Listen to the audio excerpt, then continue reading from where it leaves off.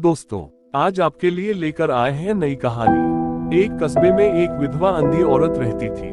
उसका एक बेटा था जिसके पालन पोषण की सारी जिम्मेदारी उसके कंधों पर थी।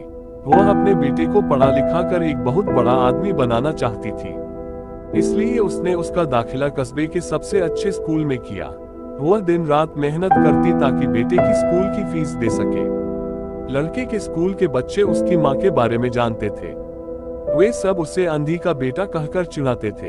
लड़का इससे बहुत परेशान था। उसे अपनी माँ पर शर्म आने लगी थी।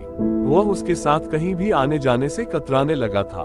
जब लड़का बड़ा हुआ तो उसकी शहर में अच्छी नौकरी लग गई। उसने अपनी माँ से वादा किया कि शहर में मकान लेकर वह उसे लेने आएगा, लेकिन वह शहर गया तो फिर लौटकर वापस नहीं आया। उसकी अंधी माँ उसका इंतजार करती रह गई। कई महीने बीत गए, लड़के की कोई खबर नहीं आई।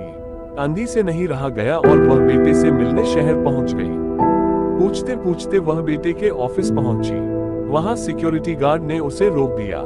अंधी औरत ने गार्ड को अपने बेटे का नाम बताया और बोली कि उससे जाकर कह दो कि गांव से कोई मिलने आया है। गार्ड ने जाकर उसके बेटे को बताया। बेटे ने ऑफिस की खिड़की से देखा तो उसे अपनी माँ गेट के बाहर खड़ी नजर आई।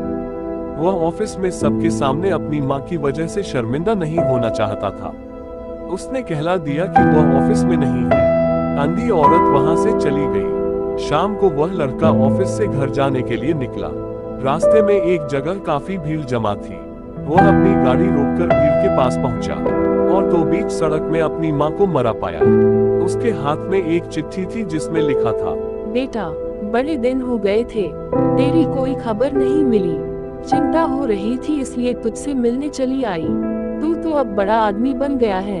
तुझसे मिलना अब शायद मुझ गरीब की किस्मत में नहीं, लेकिन मैं बहुत खुश हूँ तेरे लिए। तूने अपना ही नहीं मेरा सपना भी पूरा किया। मलाल है कि तेरी तरक्की देख नहीं सकती।